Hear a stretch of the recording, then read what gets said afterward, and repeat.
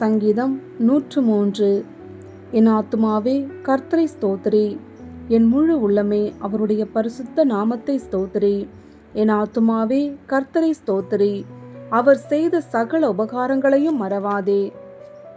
அவர் உன் அக்கிரமங்களையெல்லாம் மன்னித்து உன் நோய்களெல்லாம் குணமாக்கி உன் பிராணனை அழிவுக்கு விலக்கி மீட்டு உன்னை கிருபையினாலும் இரக்கங்களினாலும் முடிசூட்டி நன்மையினால் உன் வாயை திருப்தியாக்குகிறார். கழுகுக்கு சமானமாய் உன் வயது திரும்ப வாழ வயது போலாகிறது. ஒடுக்கப்படுகிற யாவருக்கும் கர்த்தர் நீதியையும் நியாயத்தையும் செய்கிறார். அவர் தமது வழிகளை மோசேக்கும் தமது கிரியைகளை இஸ்ரவேல் புத்திரருக்கும் தெரிய பண்ணினார். கர்த்தர் ஒருக்கமும் இரக்கமும் நீடிய சாந்தமும் மிகுந்த கிருபையும் உள்ளவர். அவர் எப்பொழுதும் கடிந்து கொள்ளார், என்றைக்கும் கோபம் கொண்டிரார். அவர் நம்முடைய பாவங்களுக்கு தக்கதாக நமக்கு செய்யாமலும் நம்முடைய அக்கிரமங்களுக்கு தக்கதாக நமக்கு சரி கட்டாமலும் இருக்கிறார். பூமிக்கு வானம் எவ்வளவு உயரமாய் இருக்கிறதோ அவருக்கு பயப்படுகிறவர்கள் மேல் அவருடைய கிருபையும் அவ்வளவு பெரிதாயிருக்கிறது. மேற்குக்கும் கிழக்குக்கும் எவ்வளவு தூரமோ அவ்வளவு தூரமாய் அவர் நம்முடைய பாவங்களை நம்மை விட்டு விலக்கினார்.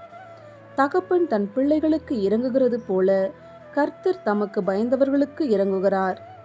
நம்முடைய உருவம் இன்னதென்று அவர் அறிவார். நாம் மண்ணென்று நினைவு கூறுகிறார். மனுஷனுடைய நாட்கள் புல்லுக்கு ஒப்பாயிருக்கிறது. வெளியின் புஷ்பத்தை போல் பூக்கிறான். காற்று அதன் மேல் வீசின உடனே அது இல்லாமற் போயிற்று. அது இருந்த இடமும் இனி அதை அறியாது. கர்த்தருடைய கிருபையோ அவருக்கு பயந்தவர்கள் மேலும் அவருடைய நீதி அவர்கள் பிள்ளைகளுடைய பிள்ளைகள் மேலும் அநாதியா என்றென்றைக்கும் உள்ளது. அவருடைய உடன்படிக்கையை கைக்கொண்டு அவருடைய கட்டளைகளின்படி செய்ய நினைக்கிறவர்கள் மேலேயே உள்ளது. கர்த்தர் வானங்களில் தமது சிங்காசனத்தை ஸ்தாபித்திருக்கிறார். அவருடைய ராஜரீகம் சர்வத்தையும் ஆளுகிறது.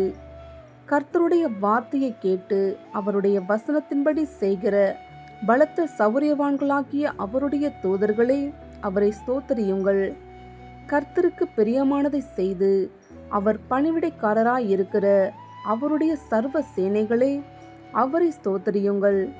கர்த்தர் ஆளுகிற எவ்விடங்களிலும் உள்ள அவருடைய சகல கிரியைகளே, அவரை ஸ்தோத்திரியுங்கள்.